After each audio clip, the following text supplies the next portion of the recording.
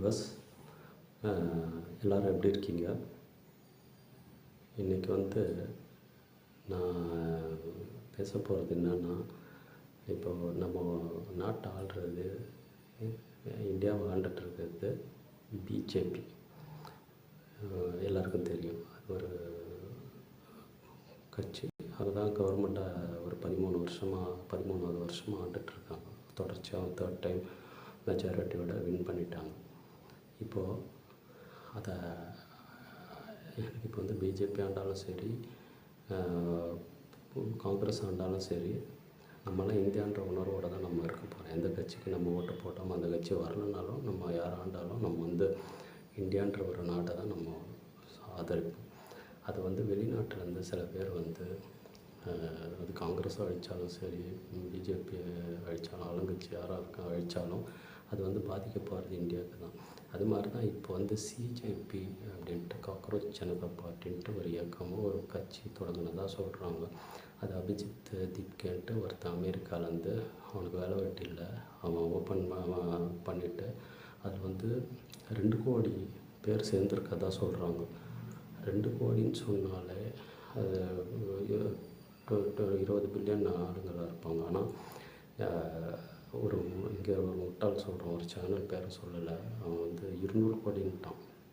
அவன் அடையாளம் என்ன சொல்கிறான், சேனல் பேர் சொல்ல, கண்ணாடி போட்டு தான் பேசுவான், தொப்பி போட்டிருப்பான். பேக்ரவுண்ட் பார்த்திங்கன்னா அந்த பீச்சில் எம்ஜிஆர், சிவாஜி, ரஜினி, கமல் சிலைலாம் வச்சுட்டு நம்ம ஃபோட்டோ எடுத்துக்கலாம் பக்கத்தில் நின்று. அது மாதிரி தான் அவன் பேக்ரவுண்ட் பார்த்திங்கன்னா ஏதோ வெளிநாட்டில் பில்டிங்காக இருக்கும், லைட்லாம் இருட்டில் அதெல்லாம் காட்டுவார். பேக்ரவுண்டில் ஜன்னல் வழி அங்கே நின்று தான் பேசுவான். பெரிய கண்ணாடி போட்டிருப்பான், தொப்பி போட்டிருப்பான், பெரிய அறிவாளி. இவனை தவிர எதுவுமே தெரியாது. எல்லாத்துலேயுமே இவர் தான் ஃபஸ்ட்டு சொன்னதாக பேசுவார். அப்புறம் இன்னொருத்தன் இருக்கான், ஒரு குல்லா போட்டு ஒரு பயம் லேகியம் வைப்பான், ஆண்மை குறைவுக்கு லேகியம் வைப்பான். அவனும் அப்படி தான். சாரி, ஃபேன் போட்டால் சவுண்டு ஜாஸ்தி இதாகுது, அதனால் ஃபேன் ஆஃப் பண்ணிவிட்டேன், வேர்க்கும். அந்த குல்லா போட்ட பாய் லேகியம் வைப்பான் ஆண்மை குறைவுக்கு. அதுக்கப்புறம் தான் அந்த சேனலை கண்டென்ட்டு தொடங்கும். இவங்கெல்லாம் சொன்னாங்க ஆகும்னு வரத்துக்கு முன்னாடி. நாளைக்கு வராருன்னா இன்றைக்கி இந்த சேனல்லாம் 200 கோடி பேர், அதில் எப்படி 2 கோடி பேர் அது வந்துடுவாங்க. நாளையோட மோடியோட ஆட்சி முடிஞ்சிச்சு, பிஜேபி கதை முடிஞ்சிச்சு அப்படின்னு சொன்ன நாய் அடுத்த நாள் போடவே இல்லை வீடியோ. அடுத்த நாள் அம்மாஸில் அப்படி வார பற்றிலாம் போட்டுனார். நானும் பார்த்தேன், போடுவோம் ஒரு நாள் ஃபுல்லாக போகல. அதுக்கு அடுத்த நாள் எல்லாம் திட்டிருப்பானுங்க, அதனால் கேட்பாங்க, அவனுக்கு அசிங்கமாக இருந்திருக்கும், அதனால் போட்டிருக்கான். அது கூட தப்பாக போய் சொன்னான். மொத்தமே 700 பேர் கூட வரல. அதுலேயே 300 பேர்கிட்ட இந்த யூடியூப் சேனல்ஸும், வயசானவங்களும், மீடியா பர்சன்ஸ், போலீஸு, இதுங்கெல்லாம் தான் இருந்தாங்களே தவிர வேறு ஒன்றும். அபிஜித்துன்றவன் யூஎஸ்லேருந்து இறங்கி டிபோர்ட் பண்ணிட்டாங்க. அவனை நீ கிளம்புன்னு அனுப்பிச்சிட்டாங்க. இப்போ அவன் அங்கேருந்து கிளம்பி வரும்போது அவன் ஆகணும், வேறு வழி கிடையாது. இந்தியாவுக்கு அவனை வந்தால் இங்கே எப்படியோ புருஷனை அரெஸ்ட் பண்ணிவிடுவாங்களோ, அதனால் ஒரு பயம் இல்லை. அதனால் அது புரட்சியாக மாற்றிட்டா அப்படி தான் அரெஸ்ட் பண்ணிட்டாங்க, நமக்கு சப்போர்ட் கிடைக்குமே அப்படின்றதுனால நேராக போய் ஜந்தர் மந்தரில் போய் உட்காந்து நம்ம புரட்சி பண்ணுறோன்ற பேரில் வரும்போதே அம்பேத்கரோட பயோகிராஃபி கையில் வச்சுருந்தான். அந்த பயோகிராஃபி எடுத்துகிட்டு வெளில வரும்போது அவன் நினச்சது என்னன்னா, லட்சக்கணக்கில் பேர் நம்மளை இன்வைட் பண்ணிட்டு கூப்பிட்டு போவாங்க. ஒருத்தரும் இல்லை.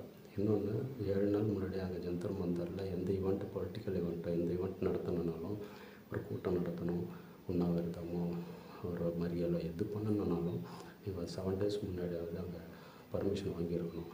ஆனால் பர்மிஷன் வாங்காத நிலையில் யூஎஸ்லேருந்து வந்த பிறகு போலீஸ் ஸ்டேஷனுக்கு போய் வாங்கலான்றது டெல்லி போலீஸ் அடித்து அப்பாயின்மெண்ட் ஆர்டர் ரெடியாக வச்சுருந்தான். உனக்கு என்ன தேவை, பர்மிஷன் இந்த வாட்டி உனக்கு கொடுக்குறோம், அடுத்த வாட்டி 7 நாள் முன்னாடி பர்மிஷன் ஆகும், இந்த நீங்கள் கேட்ட பர்மிஷன் போய் அங்கே போய் வாங்கணும். அவங்களுக்கு நல்லா தெரியும், 45 டிகிரி அடிக்கிற வெயிலுக்கு இவனுக்கு 5 நிமிஷம் ஒரு 1 ஹவர் கூட உட்கார மாட்டாங்க. போய் அதே மாதிரி தான் ஆச்சு, மயக்க வச்சு அவன் காரில் உட்காந்து ஜூஸ் குடிச்சானா, நீங்களாம் பேச மாட்டாங்கன்னா பேசுவாங்க. வந்தவங்க நிறைய பேர் நான் சும்மா வேடிக்கை பார்க்க வந்தேன் அப்படின்ட்டு. அப்புறம் நீ என்ன பண்ண போகிற, இல்லை இந்த இயக்கத்தில் சேர்ந்தது எல்லாமே பாகிஸ்தானிஸ், பங்களாதேஷிஸ், ஸ்ரீலங்கன்ஸ், இந்த சைனாவில் யூஎஸ் இந்த மாதிரி வெளிநாட்டுக்காரங்க தான். ஏன்னா பங்களாதேஷ் இனிமேல் உள்ளே வராது. ஏன்னா அடிச்சு தடுத்துட்டாங்க. சுதந்திர அதிகாரி வந்த உடனே மம்தா போனதுமே சுவரை எழுப்பி எல்லாத்தையும் அடித்து தடுத்துட்டாங்க. உள்ளே எவனும் வர முடியாது. அவங்க இருந்தாங்கன்னா ஓரளவுக்கு ஒரு லட்சக்கணக்கில் ஆள் என்ட்ரி கொடுத்துருப்பாங்க. அட்லீஸ்ட் ஒரு லட்சமாவது வந்துடும். அவங்களும் இல்லை. எல்லாத்தையும் வந்து அடிச்சு தடுத்துன உடனே பலம் அடி பலமாக இருக்க ஒன்றுமே முடியல. 700 பேர் கூட வரல. அசிங்கமாகிடுச்சு. வீட்டு கிளம்பிட்டாங்க. அடுத்த வாட்டி 7 நாள் முன்னாடி பர்மிஷன் வாங்கி போட்டு என்ன பண்ண போகிறோம், அழகாக பிஜேபி ஹேண்டில் பண்ணிச்சு. டெல்லி போலீஸ் அழகாக ஹேண்டில் பண்ணாங்க. இதில் ஒன்றும் பெரிய பிரச்சனை இல்லை அப்படின்ட்டு. இதில் வந்து என்ன தெரியுதுன்னா, விளையாடுற மட்டும் விளாடணும். ஆட்டம் தெரிகிறவங்க, ஆட்டம் தெரிஞ்சவன் அவன் 20 மாநிலத்துக்கு மேலே அவன் ஆட்சி நடத்துகிறான். இந்தியாவை ஆல்மோஸ்ட்டு மெஜாரிட்டி அவங்க தான் உள்ளே பிடிச்சிட்டாங்க, ஆக்கிபை பண்ணிட்டாங்க. அப்படி இருக்கும்போது அவங்ககிட்ட போய் விளாட்னா அவனுக்கு இதெல்லாம் தெரியுதா?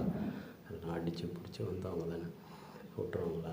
அசால்ட்டு பண்ணி ஒன்று தூக்கி போட்டாங்க. இப்போ நீ போயிட்டு உன்னை இனிமேல் செக் பண்ணிக்கிட்டே இருப்பாங்க. உன்னை ஃபாலோ பண்ணி நீ அமெரிக்காவுக்கு போக முடியாது. இனிமேல் எந்த நாட்டுக்கும் போக முடியாது. உன்னை எல்லாம் வாழ்க்கையிலேயே இதுவாகிட்ட. இவனை நம்பிலாம் யாரும் போகாதீங்க. இந்த ஊர்லேருந்து அதிகமாக யாரும்